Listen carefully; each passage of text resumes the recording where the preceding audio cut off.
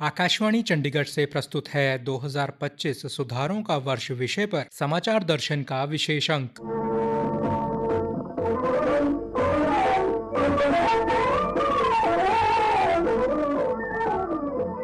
आज के अंक में शामिल है वर्ष 2025 में उद्योग, शिक्षा, खेल, कृषि, परिवहन और कानून व्यवस्था क्षेत्र में केंद्र एवं राज्य स्तर पर हुए उल्लेखनीय सुधारों को लेकर विभिन्न विभागों के अधिकारियों, उद्योगपतियों, राजनीति शास्त्र के माहिरों और समाज सेवा के क्षेत्र से जुड़े लोगों से बातचीत।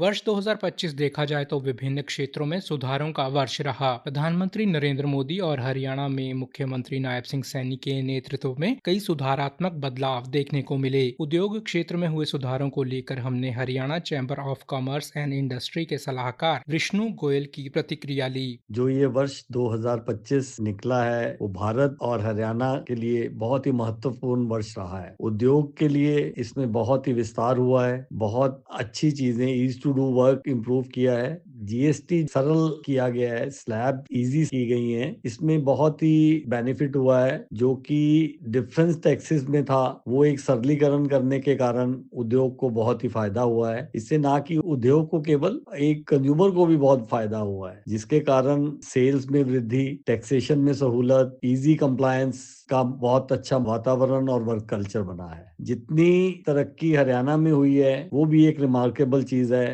हरियाणा सरकार की तरफ से जो जो सहूलतें दी गई हैं, लॉ एंड ऑर्डर को मेंटेन किया गया है, इलेक्ट्रिसिटी, टैक्सेशन, हर तरह की चीजें जो हैं उद्योग के लिए प्रॉपर दी गई हैं, जिसका भरपूर फायदा उद्योग को मिला है। ग्रोथ हुई है, जीएसटी कलेक्शन बढ़ना सबसे बड़ा सबूत है उद्योग और व्यापार में उन्नति का। लेबर लॉ में सुधार भी एक बहुत महत्वपूर्ण स्टेप है, जिसके कारण उद्योग में और वर्कर्स में एक समन्वय बना है। तो ये 2025 साल बहुत अच्छा गया और हम उम्मीद करते हैं कि 2026 जो आया है ये उससे भी बढ़िया साल रहेगा उद्योग के लिए, हरियाणा के लिए और भारतवर्ष के लिए। शिक्षा के क्षेत्र में हुए सुधारों को लेकर हमने कैथल के कॉलेज के राजनीति शास्त्र विभाग के प्रोफेसर डॉक्टर अशोक कुमार अत्री से बातचीत की। उन्होंने कहा, शिक्षा को रोजगार परक बनाने की दिशा में काम किया जा रहा है। 2025 में शिक्षा के क्षेत्र में बदलाव की बात हम करें तो केंद्र और राज्य स्तर पर बहुत बड़े बदलाव हुए हैं। इनमें जो सबसे महत्वपूर्ण बदलाव है वो उच्च शिक्षा का जो ढांचा बदला गया है, जिसमें विकसित भारत शिक्षा अधिष्ठान बिल 2025 पास किया गया है भारत की संसद के द्वारा। उसमें जो 3 मुख्य अधिष्ठान थे, यूजीसी, एआईसीटीई और एनसीटीई, उनको इकट्ठा करके शिक्षा में समन्वय बनाने के लिए विकसित भारत शिक्षा अधिष्ठान का निर्माण किया गया है। इससे शिक्षा संबंधी एकीकृत संयोजन बढ़ेगा। इसके अलावा अगर हम देखें नीति 2020 के अनुसार गुणवत्ता और नवाचार को बढ़ावा देने के लिए परीक्षाओं और उसके मूल्यांकन में बदलाव किए गए हैं। सीबीएसई और जो बोर्डों की परीक्षाएं हैं वो साल में 2 बार कर दी गई हैं। इसके अलावा प्रतियोगिता संबंधी विशेष तैयारियां करवाने के लिए छात्राओं और छात्रों को सुविधाएं देने के लिए बात हुई है। कौशल आधारित शिक्षा, इसमें एक और विषय है जिसके ऊपर बहुत ध्यान दिया गया है। तकनीकी और डिजिटल सुधार के लिए विभिन्न स्तर पर कोशिश की जा रही है। विद्यार्थियों को एआई टूल्स की शिक्षा दी जा रही है। हरियाणा में अगर हम बात करें तो नई शिक्षा नीति को लागू करने में हरियाणा ने एक महत्वपूर्ण भूमिका निभाई है और उसमें कुरुक्षेत्र विश्वविद्यालय कुरुक्षेत्र को ये महत्वपूर्ण योगदान उसका रहा है कि वो बिल्कुल राइट टाइम पे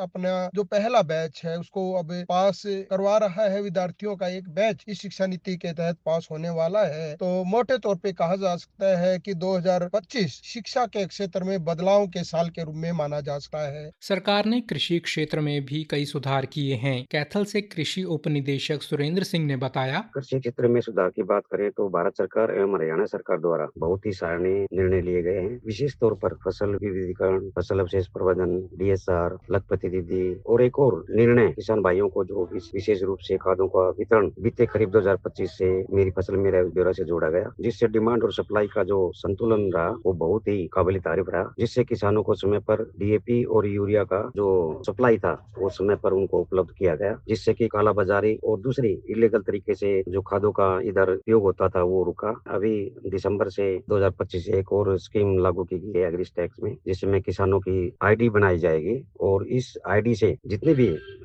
भारत सरकार द्वारा किसानों के लिए जो स्कीमें चलाई जा रही है या हरियाणा सरकार द्वारा चलाई जा रही है, जैसे कि पीएम किसान निधि या फसल बीमा योजना या दूसरी जो स्कीम है, जैसे अपने किसान अपने प्रोड्यूस जो अपनी मंडी में बेचता है उसके लिए एक अच्छा कदम रहेगा। उसे एक आईडी जोड़ने के बाद, आईडी जनरेट होने के बाद किसान को इधर उधर की जरूरत नहीं पड़ेगी कोई डॉक्यूमेंट दिखाने की। इससे एक डॉक्यूमेंट उसका आईडी जनरेट होने के बाद जो स्कीम चलाई जा रही है उनका वो फायदा उठाएंगे। हमने कृषि सुधारों को लेकर जींद जिले के अमेठी में हरियाणा कृषि प्रबंधन विस्तार प्रशिक्षण संस्थान के निदेशक डॉक्टर करमचंद से भी बातचीत की। कृषि के क्षेत्र में भारत सरकार एवं हरियाणा सरकार द्वारा कुछ नए नवाचार शुरू किए गए और नए सुधार किए गए। भारत सरकार द्वारा एक एग्री टैक्स स्कीम लागू की गई है, जिसमें हर किसान की फार्मर आईडी बनाई जा रही है, जिसमें उसका कंप्लीट ब्यौरा होगा किसान और किसानी से संबंधित। जितनी भी स्कीमें कृषि एवं संबद्ध विभागों से लगती हैं या मिलते हैं बेनिफिट्स, उसमें उस आईडी से ही सारे लिंक होंगे। भारत सरकार की अनूठी पहल है। दूसरा, हरियाणा में मेरी फसल मेरा ब्यौरा से हमने खाद की उपलब्धता को जोड़ा है कि जिस किसान को जितना खाद चाहिए पर एकड़ के हिसाब से वो पहले अपना पंजीकरण मेरी फसल मेरा ब्यौरा पोर्टल पर कराए और वो जो रजिस्ट्रेशन आईडी है उसको दिखा के संबंधित खाद विक्रेताओं के पास जाकर वो खाद ले सकता है। खाद की किल्लत जो अक्सर कई बार देख लेते थे कि लाइनें लग जाती थी, ऐसा नहीं हुआ। हरियाणा में परिवहन क्षेत्र में वर्ष 2025 में कई सुधार हुए, जिनकी जानकारी ली हमने पंचकूला में हरियाणा राज्य परिवहन के महाप्रबंधक सुखदेव सिंह से।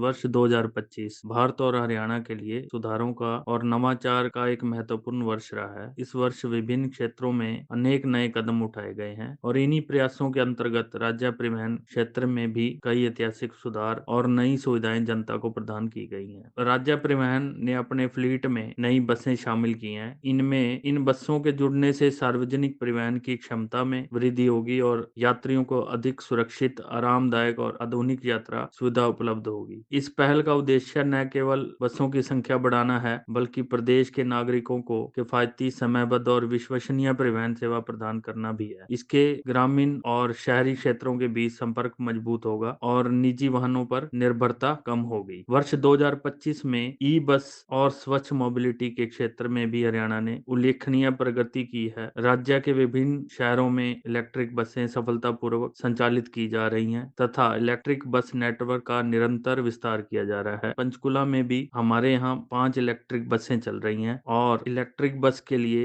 एक नया डिपो डेवलप किया जा रहा है। इसके बाद यहाँ पे इलेक्ट्रिक बसों की संख्या बढ़ाई जाएगी। यह पहल पर्यावरण संरक्षण के साथ साथ यात्रियों को स्वच्छ, शांत और आधुनिक परिवहन सुविधा प्रदान करने की दिशा में एक सशक्त कदम है। साथ ही इसे रोजगार के नए अवसर भी बढ़ेंगे। वर्ष 2025 में भारतीय नागरिक सुरक्षा संहिता लागू होने से कानून व्यवस्था के क्षेत्र में हुए सुधारों को लेकर हमने फरीदाबाद में सामाजिक कार्यकर्ता हेमलता शर्मा से बातचीत की। पीएनएसएस भारतीय नागरिक सुरक्षा संहिता जो सरकार लेकर आई है उसको सीआरपीसी की जगह स्थापित किया गया है। इसमें काफी अच्छे प्रावधानों की बदलाव किया गया है, जैसे कि तकनीकी फॉरेंसिक साक्ष्यों को जोड़ा गया है, वीडियो रिकॉर्डिंग को जोड़ा गया है, 0 एफआईआर आप कहीं से भी कर सकते हैं, ऑनलाइन एफआईआर भी दर्ज करने का प्रावधान हो गया है जो पहले नहीं था। तो इसको अगर देखा जाए ब्रॉडवे में तो भारत सरकार ने तकनीक को भी कानूनी प्रक्रिया के सहयोग के लिए इस्तेमाल किया है। ये अच्छी चीज है। भारतीय नागरिक सुरक्षा संहिता से बहुत सारे ऐसे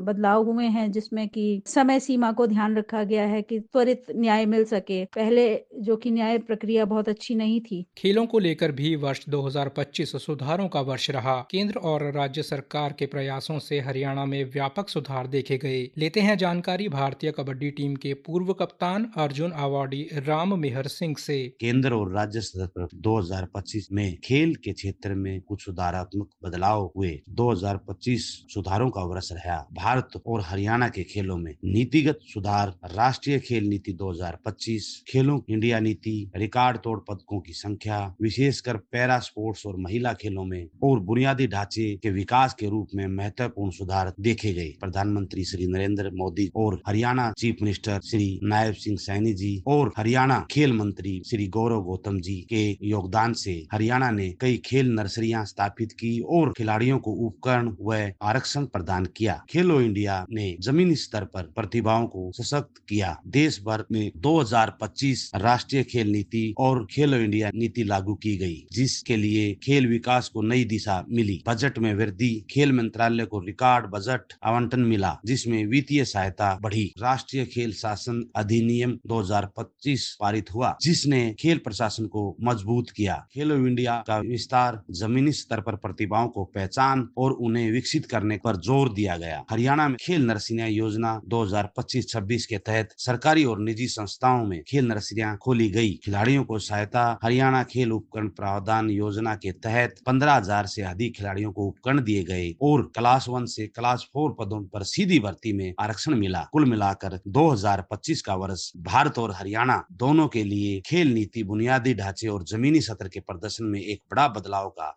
वर्ष रहा। इसी के साथ समाचार दर्शन का ये अंक समाप्त हुआ।